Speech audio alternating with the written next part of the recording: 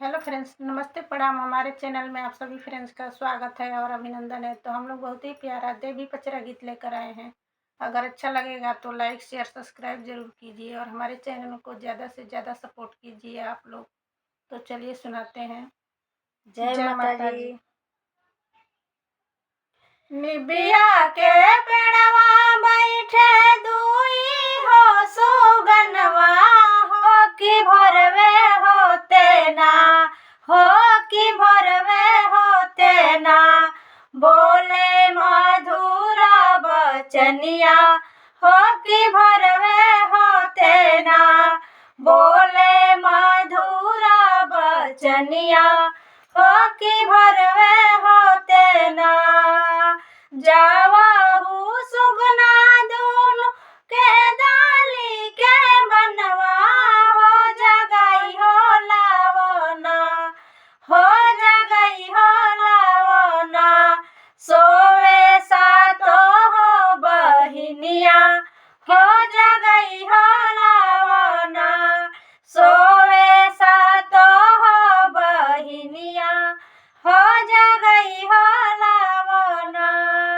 कई दिन जात लगिए, कई दिन आवत, हो कि कई दिनवाना, हो कि कई दिनवाना।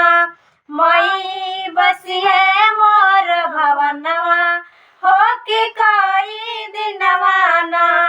माई बसिए मोर भवनवा, हो कि कई दिनवाना।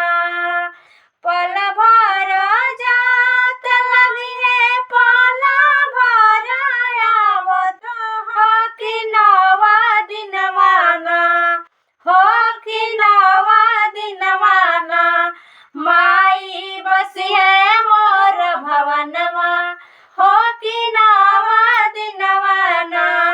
माई बसिए मोर भवनवा, हो कि नवा दिनवाना। कवन मैया हंसत आवे, कवन मैया गावत, हो कि कवन मैया ना, हो कि कवन मैया ना। आप चढ़ी आवे रथ सवारिया, कि कवन मैया ना। चढ़े आवे रथ सवारिया, हो कि कवन मैया ना।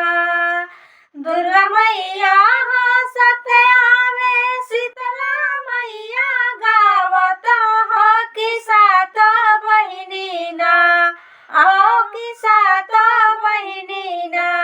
आवे रथया सवरिया, हो कि सात बहिनी ना। आवे रथया सवरिया, हो कि सात बहिनी ना।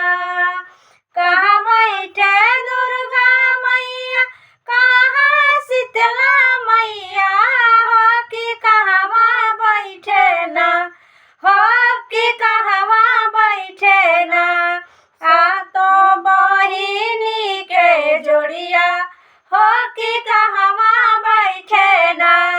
सातो बहिनी के जोड़िया, हो कि कहवा बैठे ना।